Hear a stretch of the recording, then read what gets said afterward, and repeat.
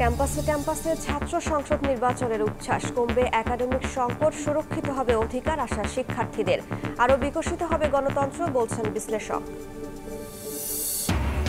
ঢাকা সফরের দ্বিতীয় দিনে আজ প্রধান উপদেষ্টার সঙ্গে পাকিস্তানের উপপ্রধানমন্ত্রীর বৈঠক। বেশ কয়েকটি চুক্তি ও সমঝোতা সইয়ের আশা। সন্ধ্যায় বেগম জিয়ার সঙ্গে সাক্ষাৎ। ইউটারটা বন্ধ করে দিয়ে ওদিকে দিয়ে আরো একটা ঝামেলা সৃষ্টি করছে।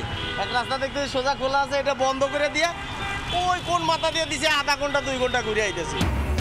ডাইভারশন কার্যক্রমে যানজট না কমে বেড়েছে অভিযোগ রাজধানীবাসীর। দীর্ঘ পথ ঘুরে নিতে হয় ইউটার্ন, বসে থাকতে হচ্ছে দীর্ঘ সময়। বিকল্প রুটের তথ্য না থাকায় ভোগান্তি। এবং গ্রামীণফোনের বিরুদ্ধে অস্বাভাবিক কম দামে সিম বিক্রি করে বাজার দখলের অভিযোগ রবি ও বাংলালিংকের। হতে পারে মামলা, বলছে প্রতিযোগিতা কমিশন, অস্বীকার প্রতিষ্ঠানটির।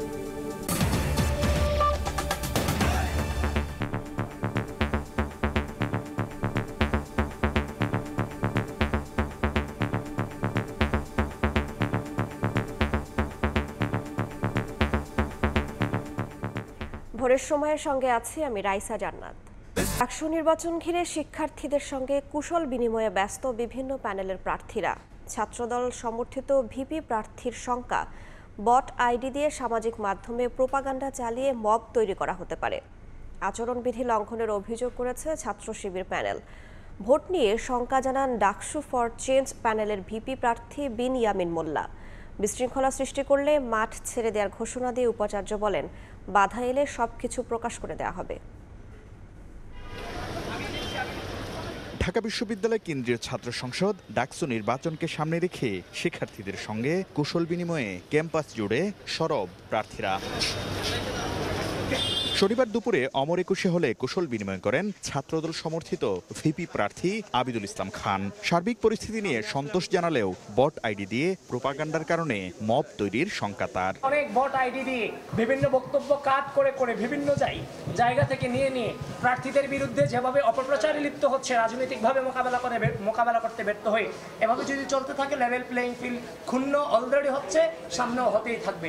বিকালে কেন্দ্রীয় গ্রন্থাগারের সামনে কুশল বিনিময় করেন ছাত্র শিবির সমর্থিত ঐক্যবদ্ধ শিক্ষার্থী জোটের ভিপি প্রার্থী সাদিক কায়েম ও জিএস পদপ্রার্থী SM ফরহাদ সহ প্যানেলের অন্য সদস্যরা। এ সময় আচরণবিধি লঙ্ঘনের অভিযোগ করেন তারা ক্রমাগত আমাদের বিরুদ্ধে প্রপাগান্ডা করছে, আমাদের বোনদের বিরুদ্ধে সাইবার বুলিং করছে। আমরা সবাইকে আহ্বান করছি, আসেন এই ধরনের কাদা ছড়ি আমরা বন্ধ করি। আমরা যারা প্রার্থীরা আছি, আমরা যদি এভাবে আচরণবিধি লঙ্ঘন করি তাহলে এর মাধ্যমে আমাদের নির্বাচনের যে উৎসবমুখর পরিবেশ তৈরি হয়েছে সেখানে একটা আচরণবিধি লঙ্ঘন হচ্ছে এবং এর মাধ্যমে শিক্ষার্থীরা এই ধরনের আচরণকে তারা পছন্দ করছে না। মধুর ক্যান্টিনে সংবাদ সম্মেলনে নির্বাচন নিয়ে শঙ্কা জানান ডাকসু ফর চেঞ্জ প্যানেলের ভিপি পদপ্রার্থী বিন ইয়ামিন মোল্লা। কিছু সংকট জিয়ে রাখলাম, তোমরা এগুলো নিয়ে চিল্লাচিল্লি করবা, আন্দোলন করবা, মারামারি করবা, আর আমরা বলবো যে এই পরিস্থিতিতে ডাকসু নির্বাচন দেওয়া যাচ্ছে না, ডাকসু নির্বাচন কিছুদিন পিছিয়ে দিতে হবে। অথবা সংঘাত সহিংসতা শুরু হয়ে গেলে তাহলে ডাকসু নির্বাচন এখন এই মুহূর্তে সম্ভব না। ডাকসু নির্বাচন ঘিরে বিশৃঙ্খলা সৃষ্টি করলে মাঠ ছেড়ে দেওয়ার ঘোষণা দিয়েছেন উপাচার্য। বাধা এলে সবকিছু প্রকাশ করে দেয়া হবে। এই আয়োজনে সবাই যতক্ষণ আমার হাত ধরে থাকবেন ততক্ষণ আমি মাঠে থাকব। যেখানে আমার হাত ছেড়ে দেবেন আমি পরিষ্কার আপনাদেরকে ডেকে বলে দেব যে এই জায়গাতে আমার বাধা হচ্ছে। শনিবার পর্যন্ত 34 জন প্রার্থী তাদের প্রার্থিতা ফিরে পেতে আপিল করেছেন। ডাকসু ও হল সংসদের ভোট হবে আগামী 9 সেপ্টেম্বর। শাকির আহমেদ, সময় সংবাদ, ঢাকা। দীর্ঘদিন পর বিশ্ববিদ্যালয়গুলো নির্বাচনী আমেজে জমজমাট। ছাত্র সংসদ নির্বাচন শুধু ক্যাম্পাস ভিত্তিক কিছু নেতৃত্ব তৈরির মাধ্যম নয়, এটি আগামীর জাতীয় নেতৃত্বের বীজ বপনের ক্ষেত্র বলে মত সাধারণ শিক্ষার্থীদের। বিশ্লেষক বলছেন, শিক্ষা নিয়ে রাজনীতি নয়, বরং শিক্ষাকে গতিশীল করার মাধ্যম হয়ে উঠবে ছাত্র সংসদ। আরও বিকশিত হবে গণতন্ত্র। এবারে ছাত্র সংসদ নির্বাচনের মাধ্যমে ক্যাম্পাসে ফিরে আসবে সকল শিক্ষার্থীর সৌহার্দ্যপূর্ণ অবস্থান। বিস্তারিত মাইমুনা হায়দার চৌধুরীর রিপোর্টে। ছাত্রদের অধিকার আদায়ে ছাত্র সংসদ নির্বাচন দিয়ে শুরু। মানুষের অধিকার আদায়ের গণতান্ত্রিক আন্দোলনে রেখেছেন অনন্য ভূমিকা, হয়ে উঠেছেন জাতীয় রাজনীতিবিদ। দীর্ঘদিন বন্ধের পর ফের ক্যাম্পাসে ছাত্র সংসদ নির্বাচনের উচ্ছ্বাস। শিক্ষার্থীদের আশা, বিশ্ববিদ্যালয়গুলোতে ছাত্র সংসদ নির্বাচনের মধ্য দিয়ে কমবে একাডেমিক সংকট, জাতীয় রাজনীতি পাবে সৎ ও যোগ্য নেতৃত্ব। প্রত্যেকটা সংগঠন থেকে, প্রত্যেকটা জায়গা থেকে, স্বতন্ত্র প্রার্থী থেকে নিজেদের জন্য তারা শিক্ষার্থীদের জন্য কাজ করার জন্য তারা এগিয়ে আসছে। ছাত্র সংসদটা আসলে এজন্যই প্রয়োজন যেন ছাত্রদের অধিকার নিয়ে তারা কথা বলে। স্টুডেন্টদের বিষয়গুলো নিয়ে হচ্ছে কাজ করা, সো এইগুলো নিয়ে হচ্ছে যে কাজ করতে পারবে তাকে হচ্ছে আমরা অ্যাকচুয়ালি চাইবো। এখন আমরা আশা করতে পারি যে হয়তো আমাদের দাবি দাওয়াগুলো পৌঁছবে এবং আমাদের যে ইন্টারনাল প্রবলেমগুলো আছে আসলে সেগুলো কিছুটা হলেও ফিক্স হবে। এইবার আমরা যথেষ্ট আশাবাদী যে ভোট সুষ্ঠু হবে, কারণ কোনো দলীয় প্রভাব নেই। এখান থেকে সত্যিকারের দেশের জন্য দেশের উপকারে আসবে এবং নেতৃত্ব বেরিয়ে আসবে বলে আমরা বিশ্বাস করি। শুধু ঢাকা বিশ্ববিদ্যালয় নয়, 3 দশকের অচলায়তন ভেঙে জাহাঙ্গীরনগর এবং রাজশাহী বিশ্ববিদ্যালয়ের শিক্ষার্থীরাও উচ্ছ্বসিত। নিজেদের প্রতিনিধি নির্বাচনের মধ্য দিয়ে শিক্ষা ও গবেষণা সহ সব সংকট কাটিয়ে ওঠার আশা তাদের। যে প্রার্থী আমাদেরকে একটা গণতান্ত্রিক পরিবেশ তৈরি করতে পারবে, ভয়ভীতিহীন এবং দলীয় কোন দলের বাদ দিয়ে সাধারণ শিক্ষার্থীদের অধিকার নিয়ে যারা কাজ করবে, আমরা তাদের জন্য কাজ করব। দীর্ঘ 3 যুগ পর সচল হচ্ছে, আমাদের কাছে তাদের ফার্স্ট অফ অল চাওয়াটা হবে যেন পরবর্তী বছরগুলোতে রাষ্ট্র যেন সচল হয়, সে বিষয়ে একটা কার্যকরী ভূমিকা রাখতে হবে তাদের। শিক্ষার্থীদের কাছ থেকে নিয়ে প্রস্তাবনাগুলো তারা সিন্ডিকেটে ওঠাতে পারবে এবং সিন্ডিকেটে কি ডিসিশন হয় না হয় সেই জিনিসগুলো সাধারণ শিক্ষার্থীরা ভালোভাবে জানতে পারবে। বিশ্ববিদ্যালয়গুলোর ছাত্র সংসদ হবে গণতন্ত্র চর্চার এক অনন্য উৎস। একই সঙ্গে শিক্ষার্থীদের অধিকার এবং দাবি আদায়ের প্ল্যাটফর্ম হয়ে ভবিষ্যৎ বাংলাদেশকে নতুন বার্তা দেবে, এমনটাই বলছেন রাষ্ট্রবিজ্ঞান বিভাগের এই অধ্যাপক। শিক্ষার্থীদের প্রতিনিধি না থাকলে তারা যেখানে অধ্যয়ন করে তাদের কমিউনিটি রিপ্রেজেন্টেশন থাকে না। শিক্ষার্থী সংসদে যারা নির্বাচন করছেন তারা এর মধ্যে তৈরি হচ্ছেন, যারা ভোট দিচ্ছেন তারাও একটা চর্চা করছেন। শিক্ষার্থী সংসদের কাজ হলো অধিকারকে রক্ষা করা, বঞ্চনা থেকে মুক্ত করা। নেতৃত্ব গড়ে ওঠে আলোচনায়, মত প্রকাশে আর দায়িত্বে।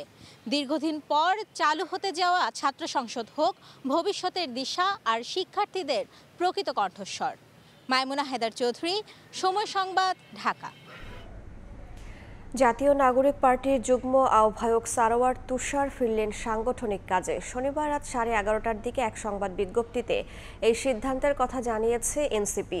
এর আগে সামাজিক যোগাযোগ মাধ্যমে ওঠা নৈতিক স্খলনের অভিযোগের বিষয়ে কারণ দর্শানোর নোটিশ এবং বিষয়টি নিষ্পত্তি হওয়ার আগ পর্যন্ত সারোয়ার তুষারকে দলের সব সাংগঠনিক কার্যক্রম থেকে বিরত থাকতে বলেছিল এনসিপি। সার্বিক ঘটনা, তুষারের লিখিত জবাব ও আলামত বিশ্লেষণ করার পর এনসিপি তাকে সাংগঠনিক সব কর্মকাণ্ডে পুনর্বহাল করেছে। 2 মাস পর দলে ফিরল সারোয়ার।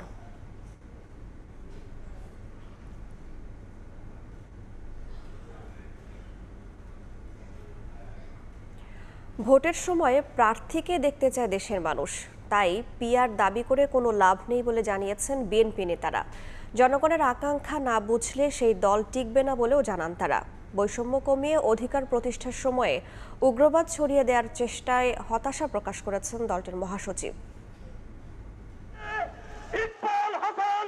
মিছিল আর স্লোগানে মুখরিত রাজপথ। দীর্ঘ 9 বছর পর জামালপুর জেলা বিএনপির সম্মেলনে বাড়তি উচ্ছ্বাস নেতাকর্মীদের। শনিবার সম্মেলন উদ্বোধন করে দলটির স্থায়ী কমিটির সদস্য ইকবাল হাসান মাহমুদ টুকু বলেন, দেশের মানুষ পিআর নয়, ভোটের সময় প্রার্থীকে দেখতে চান। যার ভোট সে দিবে, একজনকে ভোট দিবে, সেই ব্যক্তিকে চিনতে হবে, সেই ব্যক্তিকে ভোট দিবে। পিআর মানুষ খায়ও না, পরেও না, বিশ্বাসও করে না। এদিকে 5 বছর পর অনুষ্ঠিত হয় কক্সবাজারের চকরিয়া উপজেলা বিএনপির সম্মেলন। বক্তব্যে দলটির স্থায়ী কমিটির সদস্য সালাহউদ্দিন আহমেদ বলেন, পিআর পদ্ধতির দাবি করে কোনো লাভ নেই। সুষ্ঠু নির্বাচন করতে সব দলকে আলোচনায় বসার আহ্বান জানান তিনি। যে সমস্ত ভাইয়েরা, যে সমস্ত রাজনৈতিক দলেরা পিআর করে আপনারা হয়রান পেরেশান হয়ে যাচ্ছেন, আসুন আলাপ আলোচনা করি। আপনাদের কি দাবি দেওয়া আছে সে সমস্ত আমরা শুনবো এবং আমরা গণতন্ত্রকে প্রতিষ্ঠা করব। ডিআরইউতে এক সেমিনারে বিএনপির স্থায়ী কমিটির সদস্য আমির খসরু মাহমুদ চৌধুরী বলেন, শেখ হাসিনা পালিয়ে যাওয়ার পর যে দল জনগণের আকাঙ্ক্ষা ধারণ করতে পারবে না সে দল টিকবে না। শেখ হাসিনা পালিয়ে যাওয়ার পরে যে প্রত্যাশা জেগেছে, যে আকাঙ্ক্ষা জেগেছে, যে রাজনীতিবিদ এবং যে রাজনৈতিক দল সেটা বুঝতে পারবে না, ধারণ করতে পারবে না, বাংলাদেশের রাজনীতিতে আগামী দিনে তাদের জন্য কোনো জায়গা থাকবে না। জাতীয় প্রেস ক্লাবে এক আলোচনা সভায় বিএনপি মহাসচিব মির্জা ফখরুল ইসলাম আলমগীর বলেন, গত 15 বছরে আওয়ামী দুঃশাসনের সমাধান রাতারাতি সম্ভব নয়। বিএনপি যখন মানুষের অধিকার প্রতিষ্ঠা করতে চায় তখন বিষয়গুলো ভিন্ন খাতে নিয়ে দেশে উগ্রবাদ ছড়িয়ে দেওয়ার চেষ্টা হচ্ছে। আমি যখন আপনার জনগণের যে বৈষম্য কমিয়ে আনতে চাই, তার আর্থিক বৈশিষ্ট্য বৈষম্য সবকে কমিয়ে আনতে চাই, তখন যদি আমি দেখি যে সম্পূর্ণ ভিন্নভাবে ভিন্ন চিন্তা করা হচ্ছে এবং সেটাকে ডাইভার্ট করার চিন্তা করছে মানুষের চিন্তা ভাবনাগুলোকে এবং একটা উগ্রবাদ ছড়িয়ে দেওয়ার চেষ্টা করা হচ্ছে, তখন তো হতাশা আসবেই। ব্রাহ্মণবাড়িয়া শহরে বিএনপির জনসভায় সিনিয়র যুগ্ম মহাসচিব রুহুল কবির রিজভী বলেন, কোনো চাঁদাবাজ টেন্ডারবাজ বিএনপির সদস্য হতে পারে না।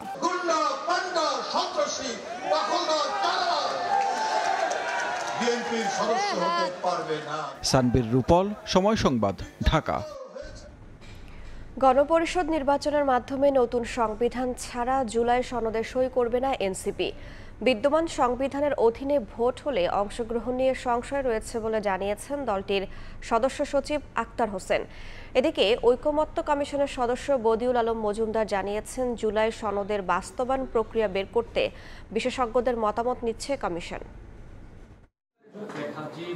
জুলাই সনদের খসড়া নিয়ে পর্যবেক্ষণ জানাতে দুপুরে বাংলা মোটরের কেন্দ্রীয় কার্যালয়ে সংবাদ সম্মেলন করে জাতীয় নাগরিক পার্টি এনসিপি, যাতে সনদ নিয়ে প্রতিক্রিয়া জানান দলটির নেতারা।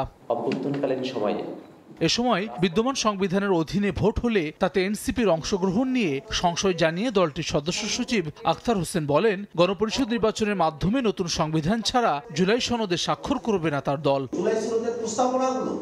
সেগুলোকে যদি সত্যিকার অর্থে বাস্তবায়ন করতে হয়, তাহলে গণপরিষদ নির্বাচনের মধ্য দিয়ে নতুন সংবিধান প্রণয়ন করাই একমাত্র সমাধান হিসেবে জাতির কাছে উপস্থাপিত হয়।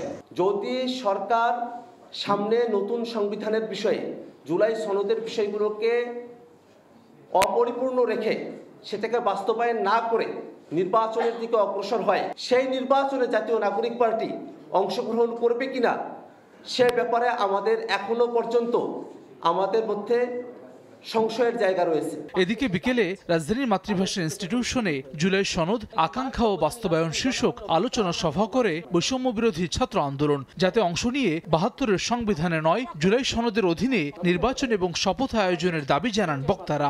এই সনদের অধীনেই নির্বাচনটা আমাদেরকে বৈধতা দেওয়ার প্রশ্ন আসতে হবে, শুধু নির্বাচন না, শপথ ইনক্লুডিং। ৭২-এর সংবিধান এবং ৭৪ সংবিধানের অধীনের যে শপথের তর্ক আমরা গত বছর দেখেছি, ওই শপথে আমরা যেতে চাই না। জুলাই সনদের বিভিন্ন ধারা, বিভিন্ন প্রস্তাব সংবিধানের সাথে সাংঘর্ষিক হলে এটা প্রাধান্য পাবে। প্রাধান্য পায় কিভাবে? সংবিধান তো সর্বোচ্চ আইন, তাইলে এটা তো কনফ্লিক্টিং। আপনারা একটু সময় নিয়ে ভিশন 2030টা দেখতে পারেন, যেটা 2016 সালে বিএনপি চেয়ারপারসন দেশনেত্রী বেগম খালেদা জিয়া দিয়েছিলেন। আজকে আমরা যেগুলো নিয়ে আলাপ আলোচনা করছি প্রত্যেকটা সেখানে ডিটেলে দেওয়া আছে। অনুষ্ঠানে জাতীয় ঐকমত্য কমিশনের সদস্য বদিউল আলম মজুমদার বলেন, জুলাই সনদের বাস্তবায়ন প্রক্রিয়া বের করতে বিশেষজ্ঞদের মতামত নিচ্ছে কমিশন। কতগুলো মৌলিক সংস্কার আমরা অন্তর্ভুক্ত করার চেষ্টা করেছি, বাস্তবায়িত হলে বোঝা যাবে এটা সঠিক কিনা এবং এটা কার্যকর কিনা। তো এই নিয়ে আমরা এখন বিশেষজ্ঞদের মতামত দিচ্ছি। বিশেষজ্ঞদের মতামত ভিত্তিতে আমরা আশা করি যে আমরা একটা পথ খুঁজে পাবো যার মাধ্যমে এটা বাস্তবায়িত হবে। পেয়ার ও বিদ্যমান ব্যবস্থার দুটিতেই ভালো খারাপ রয়েছে জানিয়ে বদিউল আলম মজুমদার বলেন, কমিশনের পক্ষ থেকে উচ্চ কক্ষে পেয়ার এবং নিম্ন কক্ষে আসন সংখ্যার অনুপাত প্রস্তাব রাখা হয়েছে। রাজনৈতিক দল এবং রাজনৈতিক শক্তি। হাসান ওয়ালি, সময় সংবাদ, ঢাকা। সংবিধানে আনুপাতিক পদ্ধতি না থাকায় নির্বাচন কমিশন এর বাইরে যেতে পারে না বলে জানিয়েছেন সিইসি। ভোট কেন্দ্র বা ব্যালট বাক্স দখলের চেষ্টা হলে কঠোর ব্যবস্থার হুঁশিয়ারি দিয়েছেন তিনি। সরকার থেকে চাপ এলে পদত্যাগ করবেন বলেও জানান সিইসি। এদিকে স্বরাষ্ট্র উপদেষ্টা বলেছেন, জনগণ নির্বাচনমুখী হলে কোনো ষড়যন্ত্র ভোট বানচাল করতে পারবে না। প্রধান উপদেষ্টার চিঠি পেয়ে নির্বাচনের প্রস্তুতিতে ব্যস্ত কমিশন। এরই মধ্যে সঠিক সময়ে ভোট হবে কিনা তা নিয়ে রাজনৈতিক দলগুলোর মধ্যে চলছে পাল্টাপাল্টি বক্তব্য। প্রধান নির্বাচন কমিশনার জানালেন, ফেব্রুয়ারিতে রোজার আগেই নির্বাচনের জন্য জোর প্রস্তুতি চলছে। শনিবার সকালে রাজশাহী অঞ্চলের নির্বাচন কর্মকর্তাদের সঙ্গে মতবিনিময় সভায় বলেন, বিগত নির্বাচনে অনিয়মকারীদের এবার দায়িত্বে রাখা হবে না। বর্তমান সরকারের পক্ষ থেকে কোনো চাপ এলে দায়িত্বে থাকবেন না বলে সাফ জানান সিইসি। যারা ভোট কেন্দ্র দখল করার জন্য নিয়ত করে বসে আছেন তাদের স্বপ্নভঙ্গ হবে। অত্যন্ত কঠোর অবস্থানে থাকবো। এবার দাঁত ভাঙা জবাব দিতে হবে।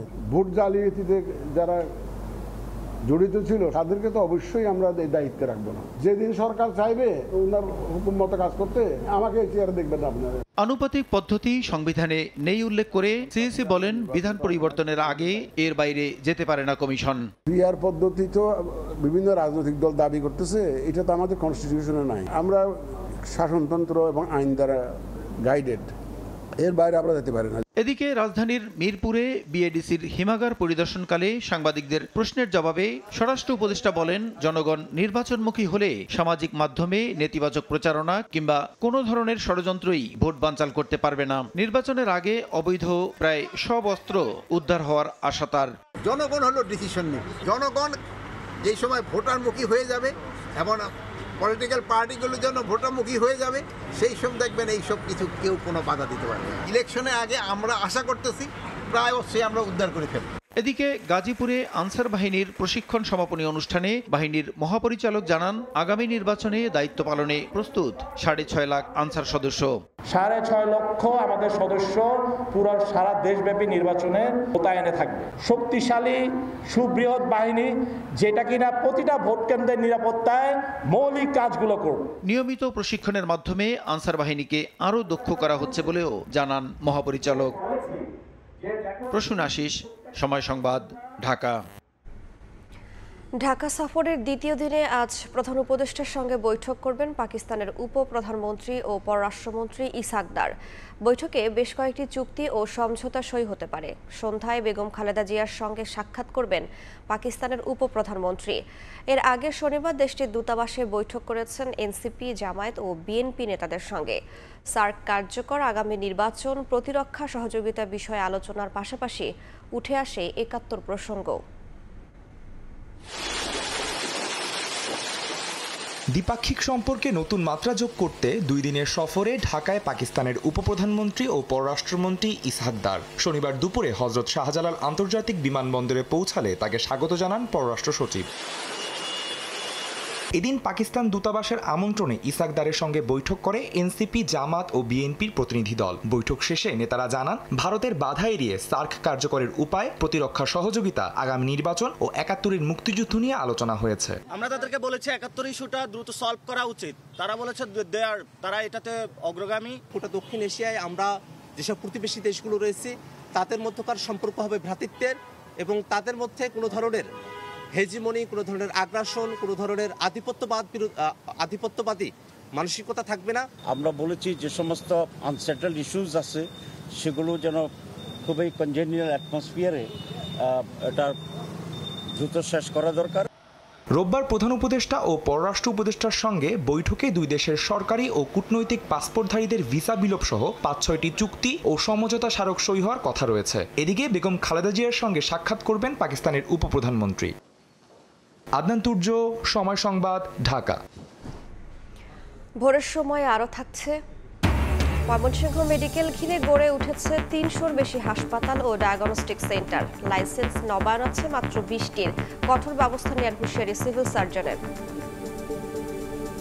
ন্যূনতম বিএসসি ডিগ্রি না হলে নবম গ্রেডের কোনো ইঞ্জিনিয়ার পদে কাউকে নিয়োগ না দেওয়া সহ 3 দফা দাবিতে আগামী 3 দিন সকল ক্লাস পরীক্ষা বর্জনের ঘোষণা দিয়েছেন বুয়েটের শিক্ষার্থীরা। শনিবার রাত 11টার দিকে বুয়েটের 3 শতাধিক শিক্ষার্থী বিক্ষোভ মিছিল বের করে। বকশীবাজার ও ঢাকা বিশ্ববিদ্যালয়ের টিএসসি এলাকা অতিক্রম করে মিছিল যায় হোটেল ইন্টারকন্টিনেন্টাল মোড় পর্যন্ত। পরে শাহবাগে এসে শেষ হয়। সেখানে সংবাদ সম্মেলনে শিক্ষার্থীরা দাবি করেন, ডিপ্লোমা ডিগ্রিধারীদের ইঞ্জিনিয়ার পদে চাকরি মেনে নেবেন না তারা। 10ম গ্রেডে ইঞ্জিনিয়ার পদে ডিপ্লোমাদের কোটা বাতিলের দাবিও ওঠে সেখানে।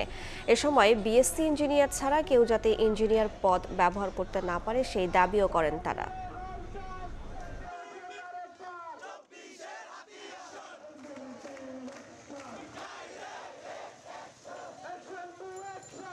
দশম গ্রেড থেকে নবম গ্রেডে 33% প্রমোশন দেওয়ার পরও যেসব ডিপ্লোমা টেকনিশিয়ানদের ভারপ্রাপ্ত বা চলতি দায়িত্ব দেওয়া আছে সেগুলো অনতিবিলম্বে বাতিল করে শূন্য পদের বিপরীতে বিএসসি ইঞ্জিনিয়ারিং ডিগ্রি ব্যতীত কেউ নামের পাশে ইঞ্জিনিয়ার পদবি ব্যবহার করলে কঠোর আইনানুগ ব্যবস্থা গ্রহণ করতে হবে। ঘন্টার পর ঘন্টা অপেক্ষা নিশ্চল গাড়ির চাকা, এটি যেন রাজধানী ঢাকার নিত্যদিনের চিত্র। সম্প্রতি এই শহরের সড়কে মরার ওপর খাড়ার ঘা হয়ে দাঁড়িয়েছে পুলিশের পরীক্ষামূলক ডাইভারশন। যানজট নিয়ন্ত্রণের জন্য নেওয়া এই উদ্যোগ যেন যানজট আরও বাড়িয়েছে বলে মনে করছেন নগরবাসী। পরিবহন বিশেষজ্ঞের দাবি, নগরীর ৬৯টি স্থানে চালু হওয়া এই ডাইভারশনে অল্প কিছু জায়গায় হয়তো সুবিধা মিলছে, কিন্তু সামগ্রিকভাবে যানজট থেকে এক জায়গা থেকে অন্য জায়গায় স্থানান্তরিত হয়েছে। বিস্তারিত শাহিন আলমের রিপোর্টে।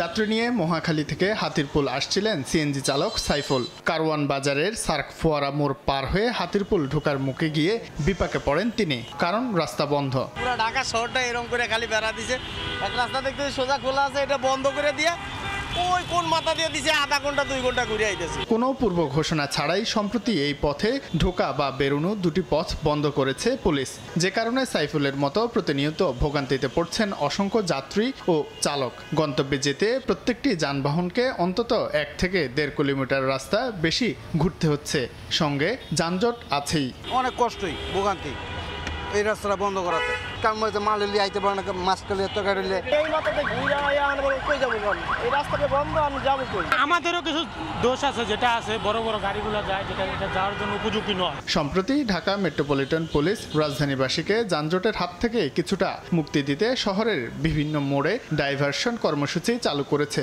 তবে বাস্তব চিত্র বলছে ভিন্ন কথা। সরজমিনে দেখা যায়, মহাখালী থেকে বিজয় সরণি হয়ে মিরপুর যাবার মূল পথ বন্ধ থাকায় গাড়িগুলোকে দীর্ঘ পথ ঘুরে ইউটার্ন নিতে হচ্ছে। এতে উল্টো তৈরি হচ্ছে তীব্র যানজট। একই চিত্র দেখা গেছে ডাইভারশন চালু থাকা বাকি মোড়গুলোতে। ভুক্তভোগীদের অভিযোগ, বিকল্প রুট সম্পর্কে পর্যাপ্ত তথ্য না থাকায় এবং পূর্ব প্রস্তুতির ঘাটতিতে এই ডাইভারশন কার্যক্রম তাদের দৈনন্দিন চলাচলকে আরও কষ্টকর করে তুলছে। ইউটার্নটা বন্ধ করে দিয়ে ওদিকে দিয়ে আরো একটা ঝামেলা সৃষ্টি করছে। এই চত্বর বন্ধ করার জন্য ইউটার্নটা একটু ডিস্টেন্সে নিচ্ছে, তাতে আমার মনে হচ্ছে যে গাড়ির প্রেশার আরও বেড়ে যায়, আরও বেশি সময় লাগে, অনেক ঝামেলা জ্যাম হয়, এটা খোলা থাকলেই বেশি ভালো হয় আমাদের জন্য। এদিকে পুলিশ বলছে, নগরবাসীর বৃহত্তর স্বার্থে পরীক্ষামূলকভাবে এইসব ডাইভারশন চালু করা হয়েছে। মূল উদ্দেশ্য হচ্ছে যানজটটা কমানো প্রথমত, দ্বিতীয়ত গাড়ির যে বর্তমান গতি সেটা আর একটু বৃদ্ধি করা এবং জনভোগান্তিটা কমানোর চেষ্টা। আর পরিবহন বিশেষজ্ঞের মতে, ডাইভারশনের মাধ্যমে সমস্যা যদি এক জায়গা থেকে অন্য জায়গায় স্থানান্তর হয়, তাহলে এটা ফলপ্রসূ কিছু বয়ে আনবে না। ইউটার্নের জায়গা পর্যাপ্ত আছে কিনা এবং সেখানে কোনো গাড়ি দাঁড়িয়ে আছে কিনা এগুলোকে বিবেচনায় আনতে হবে। আদারওয়াইজ দেখা যাবে যে শুধুমাত্র সেটা এক জায়গার সমস্যা অন্য জায়গায় শিফটের মতো ব্যাপারটা হয়ে যাবে। সম্প্রতি রাজধানীর 40টি গুরুত্বপূর্ণ মোড়ে পরীক্ষামূলকভাবে ডাইভারশন চালু করার পর আবার নতুন করে আরও 29টি মোড়ে ডাইভারশন চালু করেছে ডিএমপি। শাহিন আলম, সময় সংবাদ, ঢাকা। গ্রামীণফোনের বিরুদ্ধে সর্বোচ্চ লেনদেনে থাকা 5টি প্রতিষ্ঠানের মধ্যে রয়েছে বাণিজ্যিক 2টি ব্যাংক। অন্যদিকে ব্যাংক মার্জারের প্রভাবও রয়েছে বিনিয়োগের এই বাজারে। বিশ্লেষকদের মত, আর্থিক খাত সংস্কারের নীতি ও পদক্ষেপের সূচকের উত্থানে ভূমিকা রাখছে ব্যাংক খাত। সেলিয়া সুলতানার রিপোর্ট। গত বছরের আগস্টের পর ইসলাম নিয়ন্ত্রণাধীন ইসলামী ধারার ব্যাংকগুলোতে হরিলুটের তথ্যে শেয়ার বাজারে দর পড়তে থাকে ইসলামী ব্যাংক, ফার্স্ট সিকিউরিটি ইসলামী ব্যাংক, সোশ্যাল ইসলামী ব্যাংক সহ বেশ কয়েকটি ব্যাংকের শেয়ার। খেলাপি ঋণ, ব্যাংকের সক্ষমতা, তারল্য দায়ের অসমন্বয় অবস্থানের কারণে অনেক ব্যাংক নিয়েও প্রশ্ন ওঠে। আন্ডারলাইন ব্যাংকের যে অন্তর্নিহিত শক্তিটা, সেটা যদি মানুষ বোঝে এবং মূল্যায়ন করে। তবে বোর্ড পুনর্গঠনের পর ইসলামী ব্যাংকের শেয়ারের দর ফিরতে শুরু করলেও খাদের কিনারায় থাকা অন্য ব্যাংকগুলোর শেয়ারের দর এই মুহূর্তে ফেস ভ্যালুর থেকেও কম। অন্যদিকে দুর্বল ব্যাংকের আমানতকারীরা বাণিজ্যিক ব্যাংকে যুক্ত হওয়ায় কয়েক গুণ বেড়েছে এসব ব্যাংকের শেয়ার। গত 3 মাসের হিসেবে শেয়ার বাজারে সর্বোচ্চ লেনদেন হওয়া 5টি প্রতিষ্ঠানের মধ্যে ব্র্যাক ব্যাংকের শেয়ারের দর বেড়েছে 30% এবং সিটি ব্যাংকের শেয়ারের দর বেড়েছে 25.26%। এর পরপরই প্রতিযোগিতায় এগিয়ে আছে মিডল্যান্ড ব্যাংক। মনে হয় যে কিছু ব্যাংক ইসলামী ব্যাংকের মতো হয়তো উত্তরণ পেয়ে যাবে, বাকি ব্যাংকগুলোর সমস্যা হয়তো একীভূত না করা পর্যন্ত হয়তো সমস্যার সমাধান হবে না। শেয়ার বাজারে কি কনফিডেন্স এগুলোর ব্যাপারে তেমন কনফিডেন্স নাই, বাট এই সকল ভালো ব্যাংক যেগুলো আছে সেগুলোর উপরে মোটামুটি কনফিডেন্স আছে। এই মুহূর্তে শেয়ার বাজারের তালিকাভুক্ত ব্যাংক 36টি। খাত সংশ্লিষ্ট বিশ্লেষকরা মনে করেন সঞ্চয়পত্রে সুদের হার কমিয়ে বাজার সমন্বয় এবং মুদ্রানীতিতে আর্থিক খাতের ভিত্তিগুলোতে দূরত্ব কমিয়ে আনার উদ্যোগ শেয়ার বাজারমুখী করেছে বিনিয়োগকারীদের। তার মানে ইন্টারেস্ট রেট যদি কমে, it is a good news for the stock market. এবং ইন্টারেস্ট রেট কমছে বিকজ ইনফ্লেশন কিছুটা কমছে। সো ইনফ্লেশন যদি কমে এবং ইন্টারেস্ট রেট যদি কমে, তাহলে স্টক মার্কেটের দিকে টাকা ফ্লো বাড়বে এবং possibly that is happening and it's just the beginning of that. একই সাথে শেয়ার বাজারকে শক্তিশালী করতে ঢাকা স্টক এক্সচেঞ্জের ক্ষমতায়ন বাড়ানো ও শেয়ারের দর বাজার ভিত্তিক ছাড়ার পরামর্শ খাত সংশ্লিষ্টদের। সিলিয়া সুলতানা, সময় সংবাদ, ঢাকা। অস্তিত্ব সংকটে পড়া গাজীপুরের ঐতিহাসিক বেলাই বিল উদ্ধারে মাঠে নেমেছে প্রশাসন। 5 আগস্টের পর দখল হওয়া বনভূমিও উদ্ধারের শেষ পর্যায়ে। শনিবার গাজীপুরে বেলাই বিল পরিদর্শন শেষে কথা বলেন পরিবেশ ও বন উপদেষ্টা রিজওয়ানা হাসান। এর আগে জাতীয় বিশ্ববিদ্যালয়ের এক অনুষ্ঠানে অংশ নিয়ে প্রাকৃতিক সম্পদ ধ্বংস করে প্রকল্প গড়ার নিন্দাও জানান তিনি। হঠাৎ করেই গাজীপুরের ফুসফুস খ্যাত বেলাই বিল পরিদর্শনে পরিবেশ, বন ও জলবায়ু পরিবর্তন ও পানি সম্পদ মন্ত্রণালয়ের উপদেষ্টা রিজওয়ানা হাসান। ঘুরে দেখেন বিলের চারপাশ, উপভোগ করেন সৌন্দর্য। দীর্ঘদিনের অবৈধ দখলে অস্তিত্ব সংকটে পড়েছে ঐতিহাসিক এই বিল। 5 আগস্টের পর তা বেড়েছে কয়েক গুণ। আর তাই বিলটি পুনরুদ্ধারের অংশ হিসেবেই উপদেষ্টার এই আকস্মিক সফর। বিল পরিদর্শনে এসে উপদেষ্টা কথা বলেন দখল হওয়া বনভূমি নিয়েও। জানান 5 আগস্টের পর বনের জায়গা দখল হওয়া অধিকাংশই উদ্ধার করা হয়েছে, তবে আইনি জটিলতায় উদ্ধার করা যাচ্ছে না দীর্ঘদিনের দখল হওয়া জমি। যেই কাজ 54 বছরে হয়নি সেই কাজ 1.5 বছরে হয়ে যাবে, এটা ভাবা ঠিক না, কিন্তু আমরা কাজটা শুরু করছি। এইবার প্রচণ্ড বাধার মুখেও আমরা 88 একর দখল করা জায়গার মধ্যে প্রায় 60 একর উদ্ধার করে ফেলেছি, বাকিটাও আমরা আশা করি করে ফেলব। এর আগে জাতীয় বিশ্ববিদ্যালয়ে আন্তঃ কলেজ সাংস্কৃতিক ও বিতর্ক প্রতিযোগিতা অনুষ্ঠানে অংশ নেন উপদেষ্টা। প্রধান অতিথির বক্তব্যে প্রাকৃতিক সম্পদ ধ্বংস করে প্রকল্প গড়ার নিন্দা জানিয়ে পরিবেশ রক্ষায় সবাইকে ঐক্যবদ্ধ হওয়ার আহ্বান জানান। প্রকৃতির সাথে আমাদের যে নিবিড় সম্পর্ক আছে, আমাদের সংস্কৃতিতে যার অনেক প্রতিফলন ঘটছে, আপনারা যারা সংস্কৃতি চর্চা করেন কেমন করে প্রকৃতির বার্তাটাও পৌঁছে দিতে পারেন সবার কাছে। মেগা প্রজেক্ট করার আগে প্রকৃতির উপর কি প্রভাব পড়বে সেটা একেবারে বস্তুনিষ্ঠভাবে যাচাই করে নেব। অপরিহার্য জাতীয় প্রয়োজন ছাড়া আমরা কোনোভাবেই গাছ কাটবো না, কোনোভাবেই বন ধরবো না। অনুষ্ঠান শেষে বিজয়ী শিক্ষার্থীদের মাঝে পুরস্কার বিতরণ করেন তিনি। মেহেদী হাসান, সময় সংবাদ, গাজীপুর। আগামী 26 আগস্টের মধ্যে সিলেটের সাদা পাথর এলাকা লুট হওয়া পাথর নিজ উদ্যোগে ফেরত দেওয়ার জন্য নির্দেশনা দিয়েছেন নবনিযুক্ত জেলা প্রশাসক সারোয়ার আলম। এ সময় তিনি জানান, নির্ধারিত তারিখের মধ্যে পাথর ফেরত না দিলে কঠোর আইনি ব্যবস্থা নেবে জেলা প্রশাসন। নতুন জেলা প্রশাসক হিসেবে দায়িত্ব নেয়ার পরই শনিবার এই ঘোষণা দেন তিনি। পরে দিনব্যাপী মাইকিং করে বিভিন্ন এলাকায় প্রচারণা চালানো হয়। এক্ষেত্রে স্থানীয় জনপ্রতিনিধিকেও দায়িত্বশীল মনোভাবে দেখতে চান তিনি।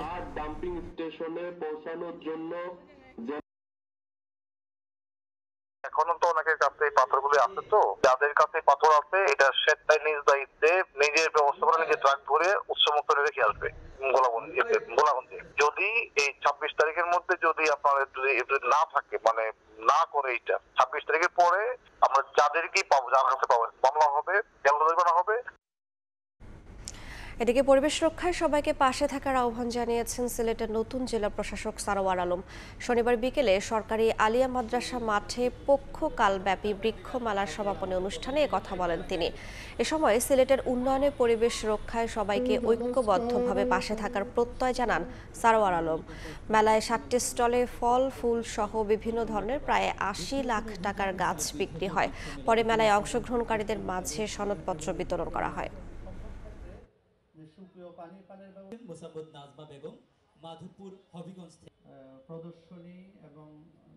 এয়ারপোর্ট থেকে শুরু করে সিলেট শহর পর্যন্ত এইটা যে রাস্তা, এই 2 রাস্তার পাশে সুন্দর করে আমরা গাছ লাগাবো কয়েক মাসের মধ্যে ইনশাল্লাহ। আমি আপনাদের কাছে দোয়া চাই এবং সহযোগিতা চাই, এবং যে কাজগুলি আমরা করতে যাব এই কাজগুলি আপনার পাশে থাকবেন।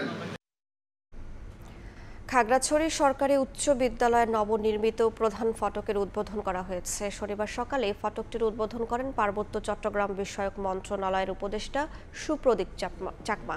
শতবর্ষী বিদ্যালয়টির ইতিহাসে ফটক সৌন্দর্য ও নিরাপত্তায় নতুন মাত্রা যোগ করেছে বলে মনে করেন তিনি। ফটকটি নির্মাণে ব্যয় ধরা হয়েছে 33 লাখ টাকা। অনুষ্ঠানে জেলা প্রশাসক, জেলা পরিষদের চেয়ারম্যান, পুলিশ সুপার সহ অন্য কর্মকর্তারা উপস্থিত ছিলেন।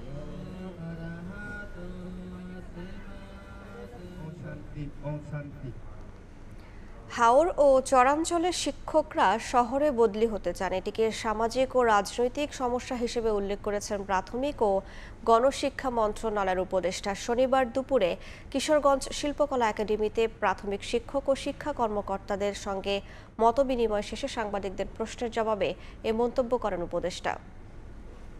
এটা শুধু হাওরের সমস্যা না, সব জায়গাতেই পেরিফেরি চরাঞ্চল ওইখানে টিচাররা থাকতে চায় না এবং তারা শহরে আসতে চায়। এই বিষয়গুলো হচ্ছে আমাদের সামাজিক এবং রাজনৈতিক সমস্যা।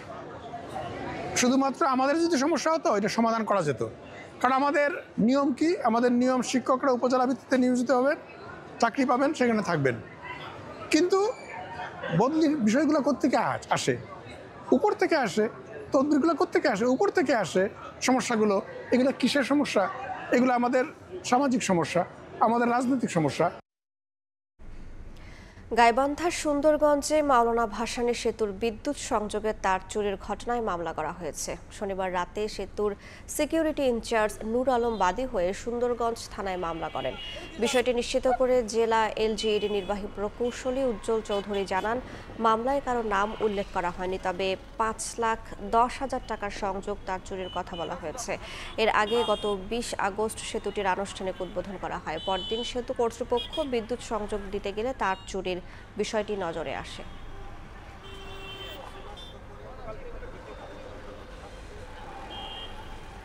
সিংহ মেডিকেল কলেজ হাসপাতাল ঘিরে ব্যাঙের ছাতার মতো গড়ে উঠেছে 3 শতাধিক হাসপাতাল ও ডায়াগনস্টিক সেন্টার, অথচ এর মধ্যে লাইসেন্স নবায়ন রয়েছে মাত্র 20টির। লাইসেন্স ও নবায়নের আবেদন করে বছরের পর বছর চলছে ক্লিনিক ডায়াগনস্টিক সেন্টারগুলো। খুব শিগগিরই এসব প্রতিষ্ঠানের ব্যাপারে ব্যবস্থা নেওয়ার কঠোর হুঁশিয়ারি সিভিল সার্জনের। ওবায়দুল হকের রিপোর্ট, ছবি তুলেছেন হোসেন আলী।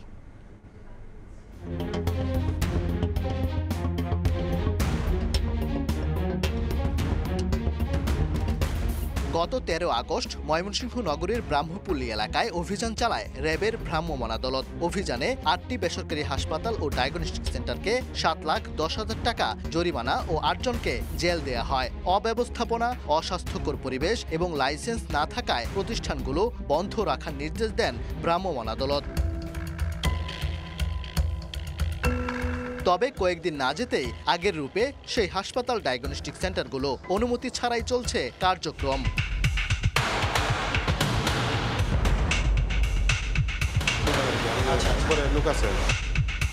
র্যাবের অভিযানের সময় টের পেয়ে এই হাসপাতালটির সকল কর্মকর্তা এবং স্টাফ ভেতরে রোগী রেখে গেটে তালা দিয়ে পালিয়ে যায়। অভিযানের পর একইভাবে আবারও চালু রয়েছে হাসপাতালটি। লাইসেন্স না পায় শুধু আবেদন দিয়ে আপনার প্রতিষ্ঠান চালাইতে পারেন? হ্যাঁ, এটা তো সবাই চলতে। স্বাস্থ্য অধিদপ্তরেও যোগাযোগ করছি, যে দ্রুত লাইসেন্স করার জন্য আমাদেরকে নির্দেশনা দিয়েছে, 1 মাস সময় দিয়েছে। ময়মনসিংহ মেডিকেল কলেজ হাসপাতাল ঘিরে ব্যাঙের ছাতার মতো গড়ে উঠেছে 3 শতাধিক প্রাইভেট হাসপাতাল ও ডায়াগনস্টিক সেন্টার। স্বাস্থ্য বিভাগের তথ্য মতে লাইসেন্স নবায়ন রয়েছে মাত্র 20টি প্রতিষ্ঠানের। লাইসেন্স ও নবায়নের আবেদন করেই বছরের পর বছর চলছে অবৈধ ক্লিনিক ডায়াগনস্টিক সেন্টারগুলো। শর্ত পূরণ না করতে পারায় নিতে পারছে না পরিবেশের ছাড়পত্রও। পরিবেশ অধিদপ্তর সহ এখানে স্বাস্থ্য অধিদপ্তর আছে, এখানে জেলা প্রশাসন আছে, এখানে আইন শৃঙ্খলা রক্ষা পুলিশ বাহিনী আছে, সবাইকেই এর বিরুদ্ধে সোচ্চার হতে হবে। এসব প্রতিষ্ঠানের বিরুদ্ধে ব্যবস্থা নিতে নিজেদের অপারগতা স্বীকার করে স্বাস্থ্য বিভাগের উপরই দায় চাপালেন ক্লিনিক অ্যান্ড ডায়াগনস্টিক ওনার্স অ্যাসোসিয়েশনের নেতারা। যদিও শিগগিরই অবৈধ প্রতিষ্ঠানগুলোর ব্যাপারে ব্যবস্থা নেওয়ার কঠোর হুঁশিয়ারি সিভিল সার্জনের। যত্রতত্র ক্লিনিক গড়ে ওঠার পিছনে দায়ী আমাদের স্বাস্থ্য ব্যবস্থায়, কারণ এখানে কোনো লাগাম টেনে ধরার কোনো পরিকল্পনা আমাদের হয় না কখনো। আমার মোবাইল কোর্টে আমি ইনভেস্টিগেশনে এরকম কিছু পাই, তাহলে সাথে সাথে আমি সেগুলি বন্ধ করে দিব এবং আইনের আওতায় নিয়ে আসবো। পরিবেশ অধিদপ্তরের দেওয়া তথ্য মতে ময়মনসিংহে ছাড়পত্র পাওয়া ক্লিনিক ডায়াগনস্টিকের সংখ্যা 40টি আর ছাড়পত্রহীন প্রতিষ্ঠান রয়েছে 152টি। ওবায়দুল হক, সময় সংবাদ, ময়মনসিংহ। শেরপুর জেলা হাসপাতালের শয্যা সংখ্যা বাড়ালেও নিয়োগ দেওয়া হয়নি বাড়তি জনবল। 58 জন চিকিৎসকের মধ্যে কর্মরত মাত্র 30 জন।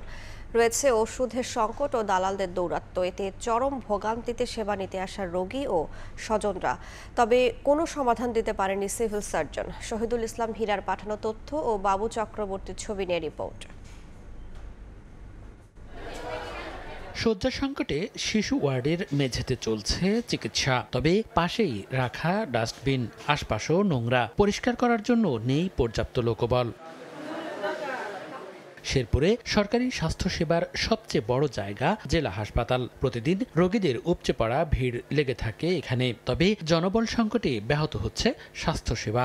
কর্তৃপক্ষের তথ্যমতে 2020 সালের ফেব্রুয়ারিতে 100 শয্যা থেকে 250 শয্যায় উন্নীত করা হলেও বাড়ানো হয়নি কোনো জনবল। বর্তমানে 58 জন চিকিৎসকের মধ্যে কর্মরত 30 জন, 250 জন নার্সের মধ্যে 79 জন পরিচ্ছন্নতা কর্মী, ওয়ার্ড বয়, আয়াসহ 150 আউটসোর্সিং কর্মী থাকার কথা থাকলেও আছেন মাত্র 21 জন। এতে চরম ভোগান্তিতে সেবা নিতে আসা রোগী ও স্বজনরা। এছাড়াও রয়েছে ওষুধের সংকটও। টিকিট কাটছি 5 টাকা দেয়, টিকিট কাইটা এই যে সিরিয়াল তো বইছে, আর ডাক্তারের কোনো উদ্দেশ্য নাই। কত লোকগুলো কষ্ট করতেছে, এই লোকগুলো ডাক্তার দেয় না। সরকারি থেকে যে সুযোগ সুবিধা এটা তো নাই, এরপরেও বিভিন্ন জায়গায় অপরিষ্কার, অপরিচ্ছন্নতা আছে। আমার যে একটা অ্যান্টিবায়োটিক খাইতে হবে, আসলে আমি সেই অ্যান্টিবায়োটিক পাচ্ছি না, পাচ্ছি কি এখানে প্যারাসিটামল। তবে সমাধানের কোনো আশার বাণী শোনাতে পারেননি সিভিল সার্জন। ডাক্তার থেকে শুরু করে আমাদের আউটসোর্সিং কর্মচারী সব লোকগুলো কম, কারণ এখানে যদিও 100 হাসপাতাল, কিন্তু দেখা যাচ্ছে প্রতিদিন ওরা 500 থেকে 700 রোগী এখানে ভর্তি থাকে। কর্তৃপক্ষের তথ্য মতে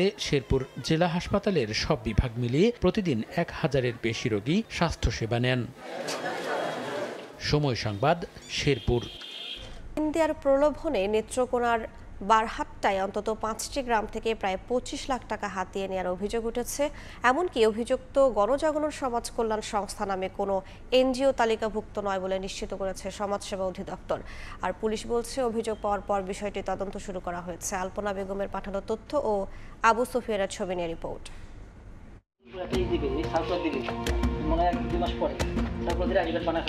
নেত্রকোনার বারহাট্টা উপজেলার ঠাকুরাকোনা বাজারে 3 আগস্ট 2 যুবক স্থানীয় আনোয়ার প্লাজা নামে একটি বাড়ির মালিকের সঙ্গে কক্ষ ভাড়ার বিষয়ে প্রাথমিক কথা বলেন। এই সময় তারা নিজেদের গণজাগরণ সমাজ কল্যাণ সংস্থা নামের এক এনজিও কর্মী বলে দাবি করেন।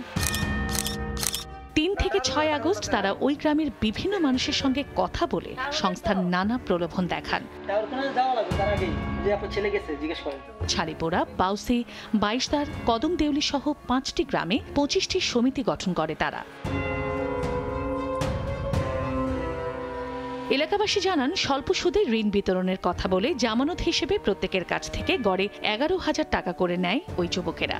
10 আগস্ট জামানতের বিপরীতে ঋণের টাকা বিতরণের কথা থাকলেও গা ঢাকা দেন তারা।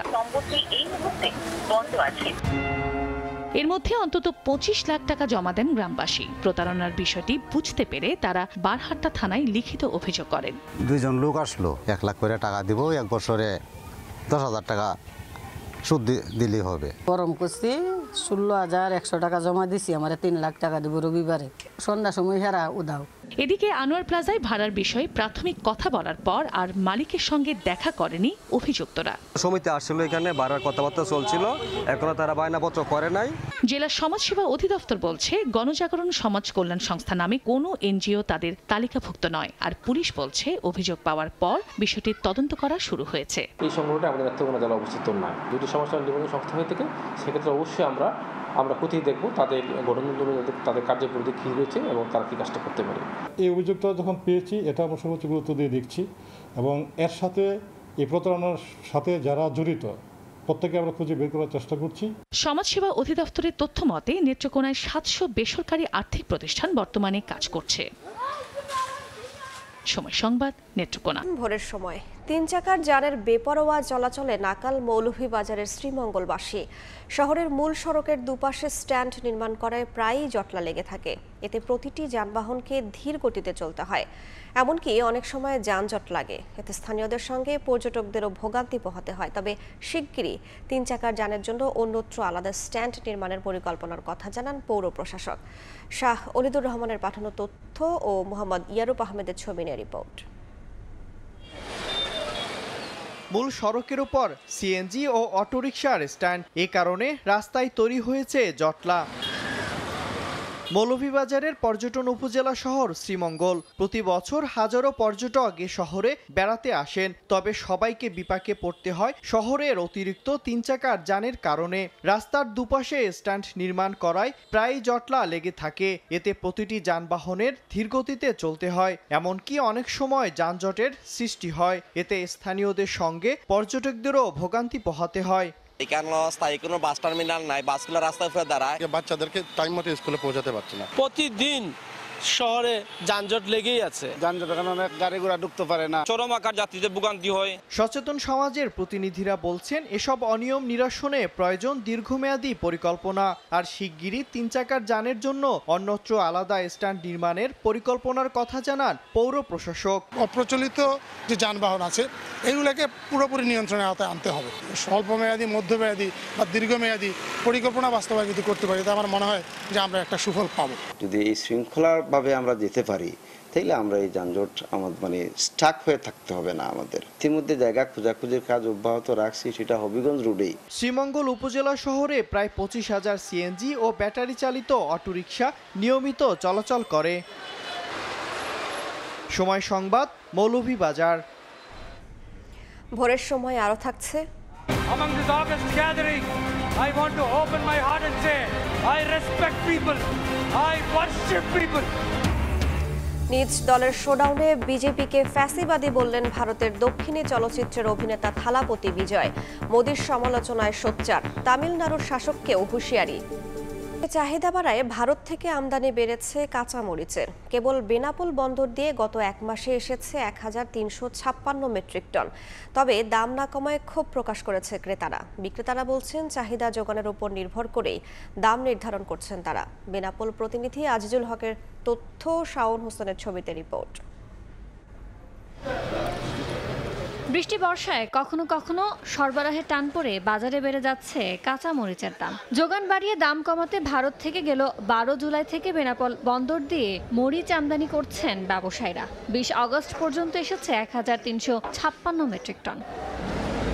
তবে দেশের বাজারে দাম কমাতে পারছে না ভারতীয় মরিচও। গত মাসে প্রতি কেজি যেখানে বিক্রি হয়েছে 80 থেকে 100 টাকায়, বর্তমানে তা বেড়ে দাঁড়িয়েছে 280 থেকে 300 টাকায়। অথচ আমদানির নথি বলছে সব খরচ মিলিয়ে বেনাপোল বন্দর পৌঁছাতে প্রতি কেজির দাম পড়ছে সর্বোচ্চ 80 থেকে 85 টাকা। বাজারে অনেক বেশি দামের কারণ হিসেবে নানা ব্যাখ্যা দাঁড় করাচ্ছেন আমদানিকারকরা। বলছেন হাত বদলেই বাড়ছে দাম। পেঁয়াজ এবং কাঁচামরিচ আমদানি করা হচ্ছে, সেই দামের উপর নির্ধারণ করে বাজারের দর নির্ধারণ করা হয়, তাহলে সাধারণ মানুষ অনেক কম দামে ক্রয় করতে পারবে। দাম কমছে না, আমাদের কিনতে কষ্ট হচ্ছে। 2 থেকে 3 হাত বদল হলে তখন মনে করেন যে সেটা দাম বেড়ে যায়। বৃষ্টি হওয়ার কারণে বাংলাদেশে মরিচ হচ্ছে না, উঠাইতে পারতেছে না, এই জন্য জাল আমদানি করতে হইতেছে। ভারত থেকে মরিচ আমদানি হচ্ছে খুবই কম, যার কারণে 220 টাকা থেকে 280 টাকা পর্যন্ত মরিচের দাম বৃদ্ধি পাইছে। আমদানি বাড়লে দাম কমে আসবে, তাই বাড়ছে আমদানিও। চাহিদা বাড়ায় বেনাপোল বন্দর দিয়ে মরিচের আমদানি বেড়েছে এটা খাওয়ার উপর মান পরীক্ষা করে আমরা দ্রুত ছাড়করণের ব্যবস্থা করব। কৃষি মন্ত্রণালয়ের তথ্য, দেশে প্রতি বছর কাঁচামরিচের চাহিদা প্রায় 15 লাখ মেট্রিক টন। স্থানীয়ভাবে উৎপাদিত হয় 14.5 লাখ টনের বেশি। সময় সংবাদ, বেনাপোল। ভোরের সময়ে এই ছিল আমার কাছে। পরবর্তী সংবাদগুলো জানাতে সঙ্গে থাকবেন শবনব নিবিড়। ধন্যবাদ রাইসা। পরবর্তী সংবাদগুলো নিয়ে ফিরছি কিছুক্ষণ পরই। দেখছেন ভোরের সময়, সঙ্গেই থাকুন। ইফতারের দাবিতে দিনাজপুরের রানীগঞ্জে মানববন্ধন করেছেন ভুক্তভোগী ও এলাকাবাসী। শনিবার সকাল 11টায় ফাজিলপুর ইউনিয়ন পরিষদের সামনে অনুষ্ঠিত মানববন্ধনে বক্তারা বলেন, সম্প্রতি স্থানীয় নাইমুল ইসলাম শুভ ও রাসিব ইসলাম সজীব তাদের সন্ত্রাসী কর্মকাণ্ডের প্রতিবাদ করায় সহযোগীদের সঙ্গে নিয়ে হত্যার উদ্দেশ্যে ধারালো ছোড়ার আঘাতে 4 যুবককে কুপিয়ে গুরুতর জখম করে। তারা হামলাকারীদের দ্রুত আইনের আওতায় এনে দৃষ্টান্তমূলক শাস্তির দাবি জানান। এ ঘটনায় গত 12 আগস্ট কোতোয়ালি থানায় 5 জনের নাম উল্লেখ করে মামলা দায়ের করেন ভুক্তভোগী পরিবার।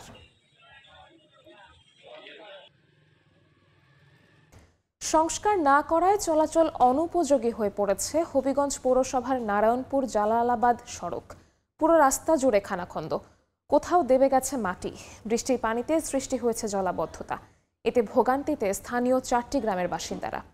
পৌর কর্তৃপক্ষ বলছে, সড়কটি সংস্কারের জন্য টেন্ডার আহ্বান করা হয়েছে। রাশেদ আহমদ খানের পাঠানো তথ্য ও ছবি নিয়ে রিপোর্ট।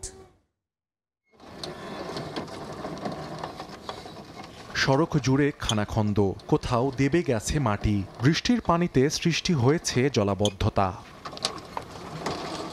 দীর্ঘদিন সংস্কার না করায় চলাচল অনুপযোগী হয়ে পড়েছে হবিগঞ্জ পৌরসভার নারায়ণপুর জালালাবাদ সড়ক। কোথাও উঠে গেছে কার্পেটিং, কোথাও বিলীন হয়ে গেছে ইট। প্রতিদিন ঘটছে ছোট বড় দুর্ঘটনা, বিকল হচ্ছে যানবাহন।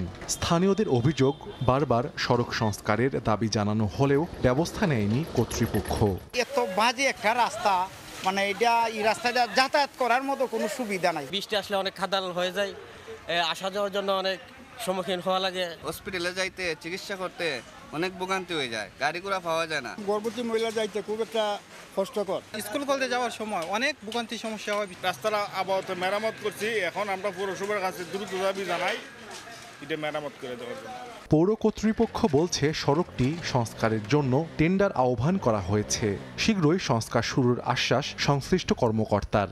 আশা করি আমাদের ঠিকাদার দ্রুত কাজটা শুরু করবেন, আপনাদের ভোগান্তি অতি দ্রুতই শেষ হবে। 3 কিলোমিটার দীর্ঘ নারায়ণপুর জালালাবাদ সড়কটি প্রতিদিন 4টি এলাকার অন্তত 20,000 মানুষ ব্যবহার করেন। সময় সংবাদ, হবিগঞ্জ।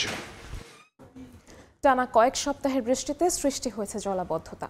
সবচেয়ে বেশি দুর্ভোগ পোহাচ্ছে পৌরসভার 10 নম্বর ওয়ার্ডে প্রতিষ্ঠিত জামালপুর আঞ্চলিক কৃষি গবেষণা কেন্দ্রের ফসল ও 100 একর জমি। ক্ষতিগ্রস্ত হয়েছে গবেষণার ফসল। বাসভবনে পানি আটকে থাকায় দুর্ভোগে রয়েছেন কর্মচারীরাও।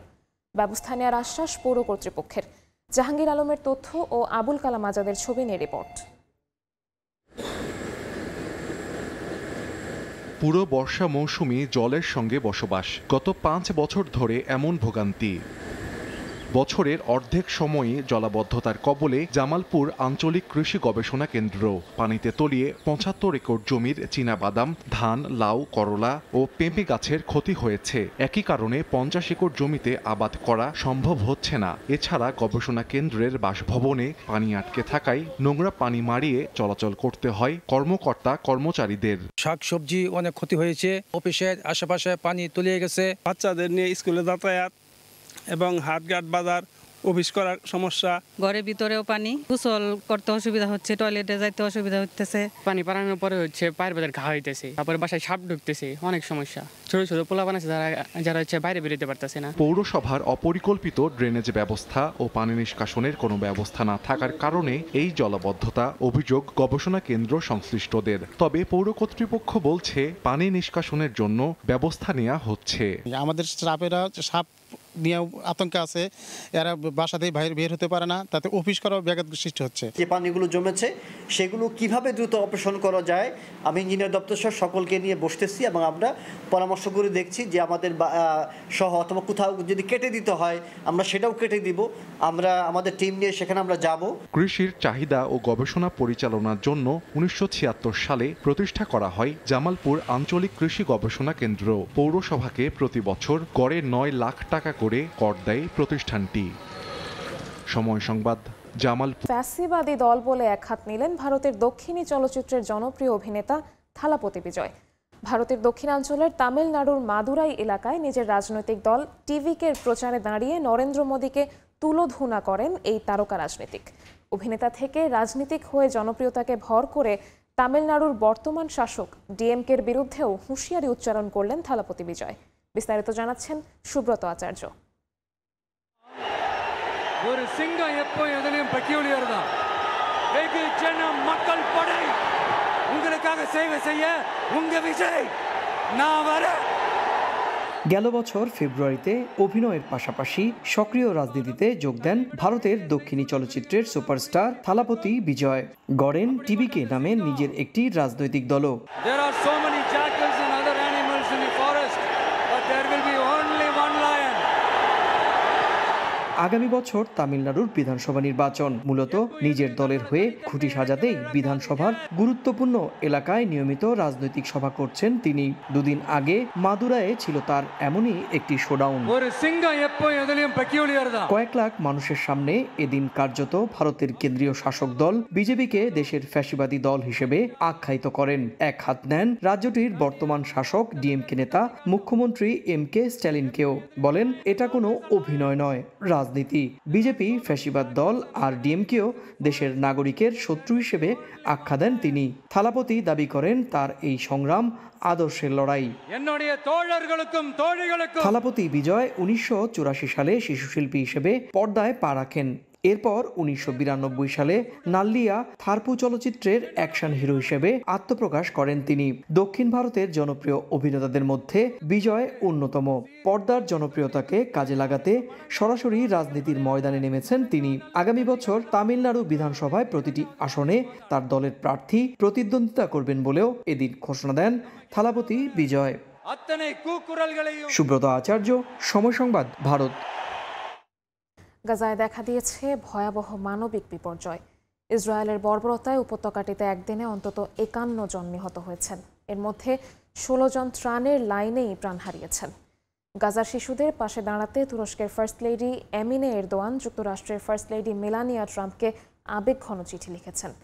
এদিকে তেল আবিবে বিক্ষোভকারীদের হামলার শিকার হয়েছেন ইসরায়েলের কট্টরপন্থী নিরাপত্তা মন্ত্রী ইতামার বেন গভির। গাজার নাসের হাসপাতালের মর্গে অসংখ্য মরদেহ, চারপাশে শোকাহত স্বজনদের হাহাকার। কান্নায় ভেঙে পড়া নারীরা সন্তানকে জড়িয়ে ধরছেন, কেউ আবার একসঙ্গে হারিয়েছেন পুরো পরিবার। শিশুর লাশ কাঁধে তুলতে তুলতে ভেঙে পড়ছেন বাবারা। কোথাও আবার ধসে পড়া ভবনের ভেতর থেকে বের করা হচ্ছে প্রাণহীন দেহ। ওরা তখন ঘুমাচ্ছিল আর ক্ষেপণাস্ত্র এসে তাদের সব শেষ করে দিল। পুরো পরিবার হারালাম। আমরা শুধু প্রার্থনা করতে পারি, 2 সন্তান 10 বছর পর জন্ম নিয়েছিল, আজ তারা শহীদ হলো।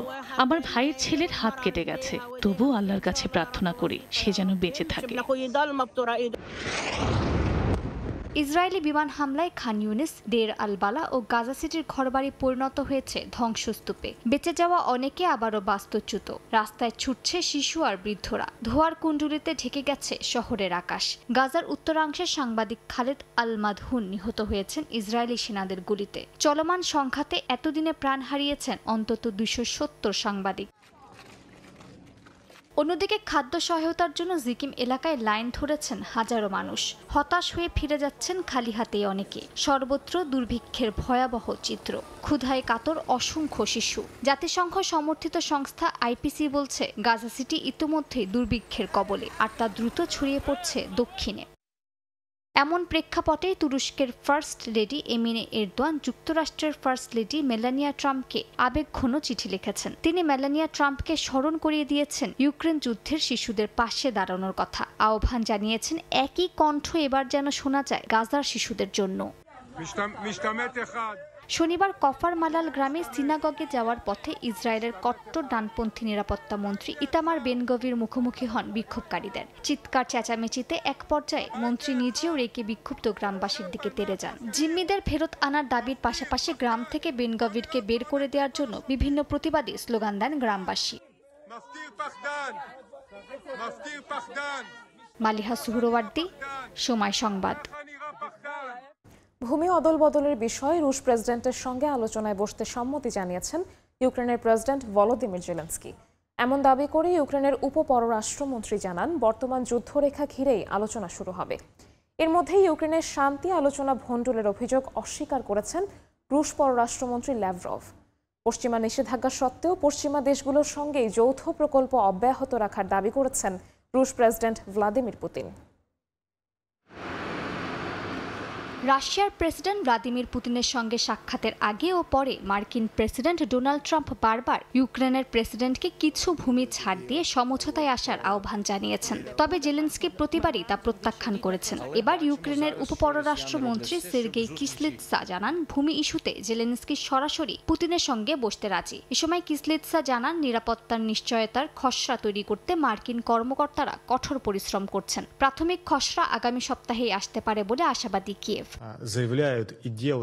তবে ইউক্রেনের সঙ্গে আলোচনায় বসার আগে সব কূটনৈতিক খুঁটিনাটি বিষয় ঠিক করতে হবে বলে সাফ জানিয়ে দিয়েছেন রুশ পররাষ্ট্রমন্ত্রী ল্যাভরভ।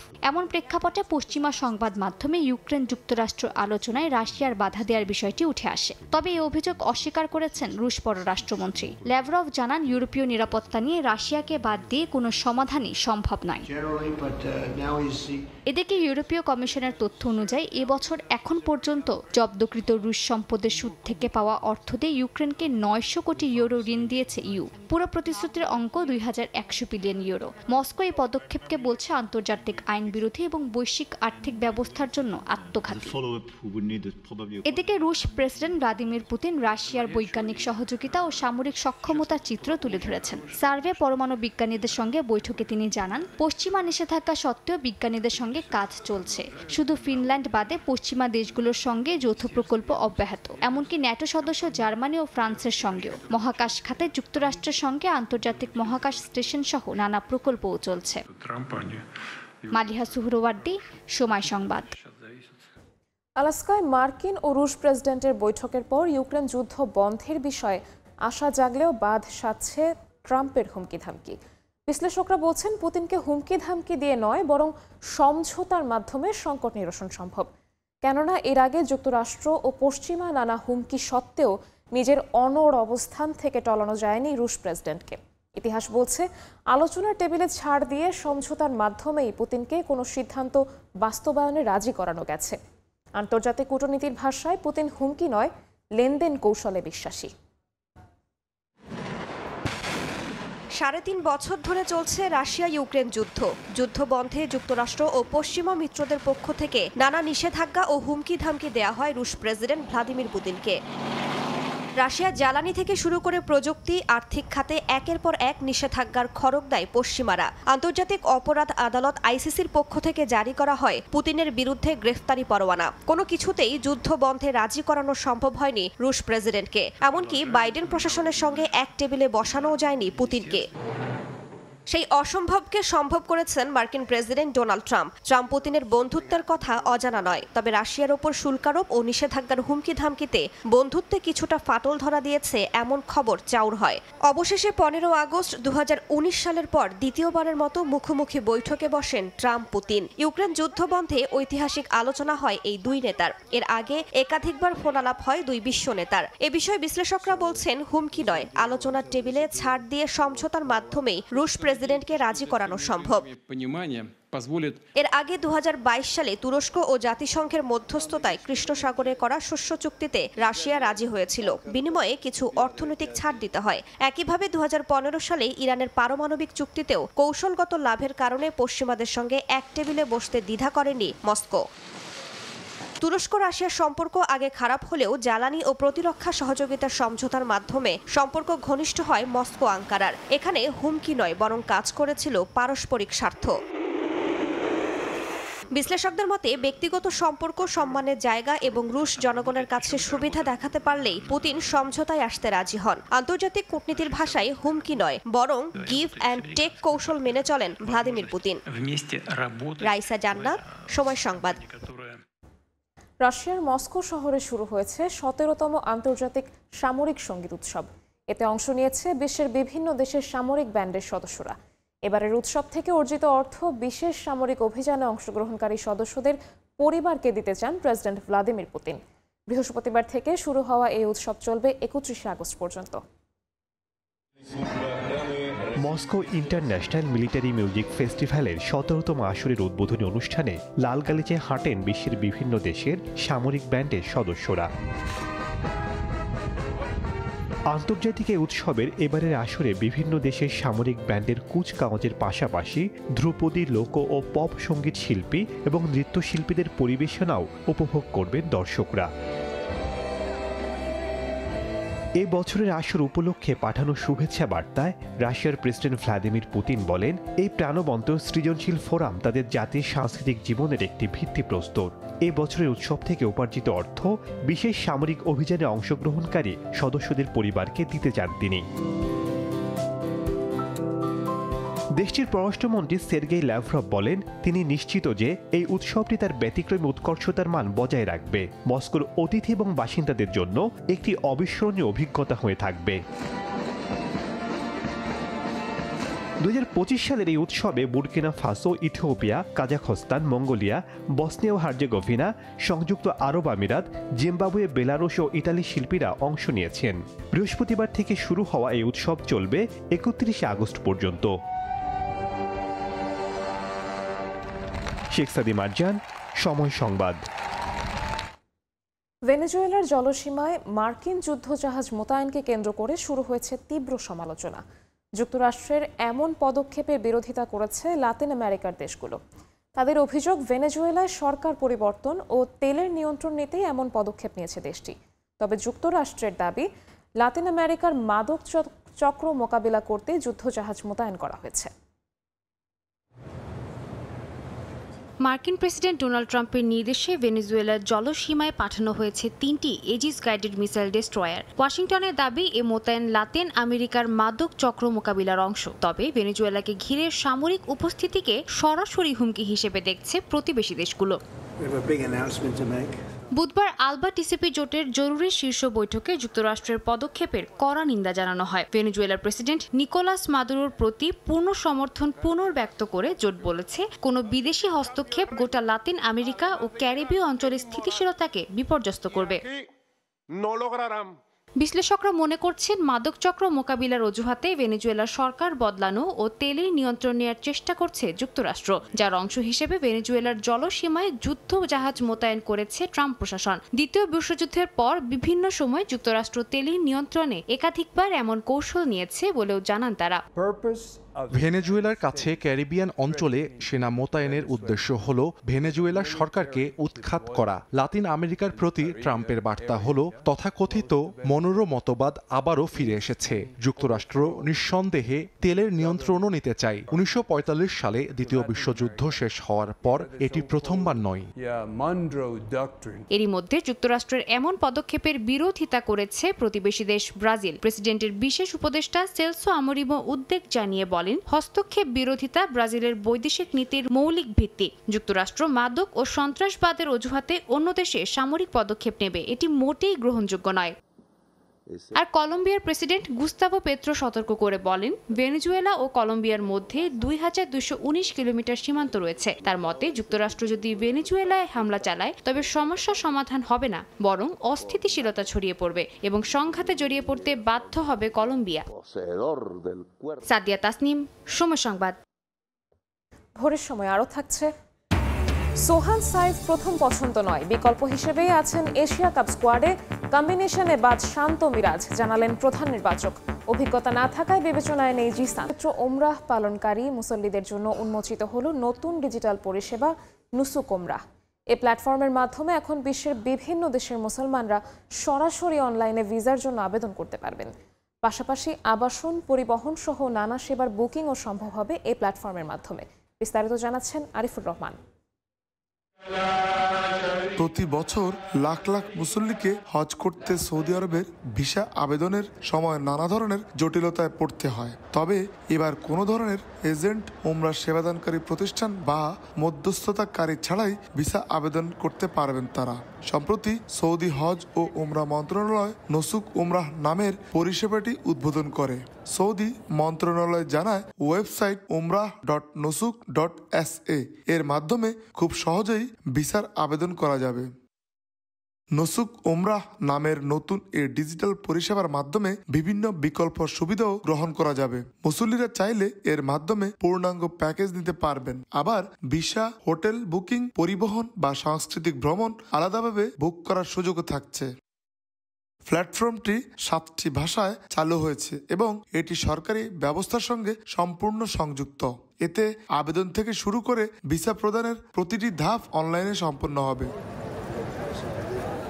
সৌদি মন্ত্রণালয় জানিয়েছে, অর্থ পরিশোধের ক্ষেত্রে একাধিক বিকল্প সহ এই উদ্যোগ উমরা যাত্রাকে করবে আরো মসৃণ ও নিরাপদ। সংশ্লিষ্টরা বলছেন, এটি সৌদি আরবের ভিশন 2030 এর অংশ হিসেবে বাস্তবায়িত হচ্ছে, যার লক্ষ্য দেশটিতে পরিষেবার মান উন্নয়ন এবং ক্রমবর্ধমান মুসলিম সম্প্রদায়কে নিরাপদে উমরা পালনের সুযোগ করে দেওয়া।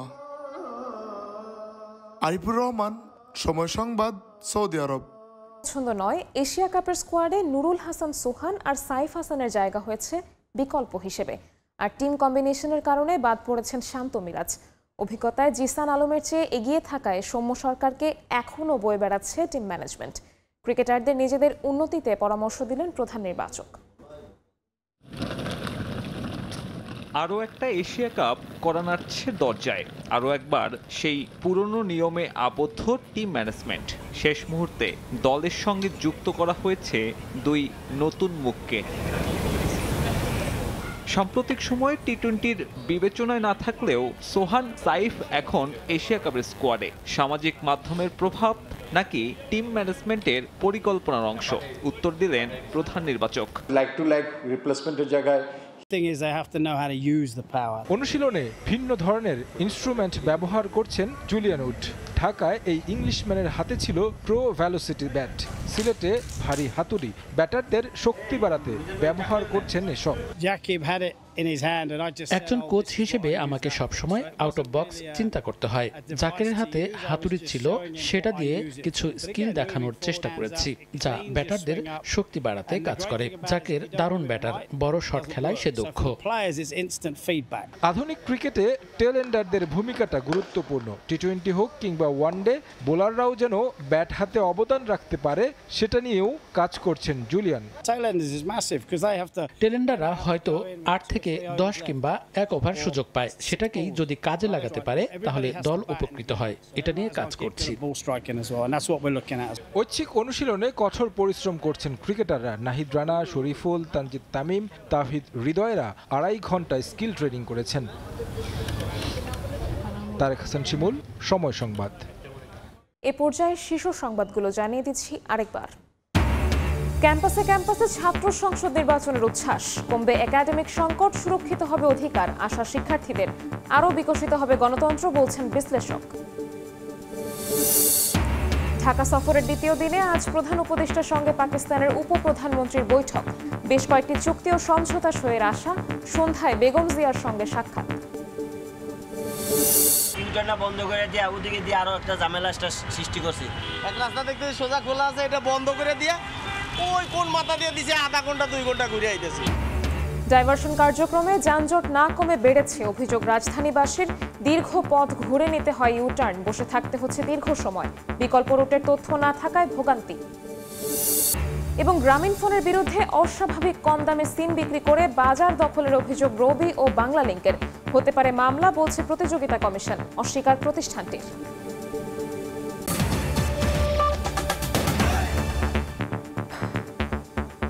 এ ছিল ভোরের সময়। সঙ্গেই থাকুন সময়।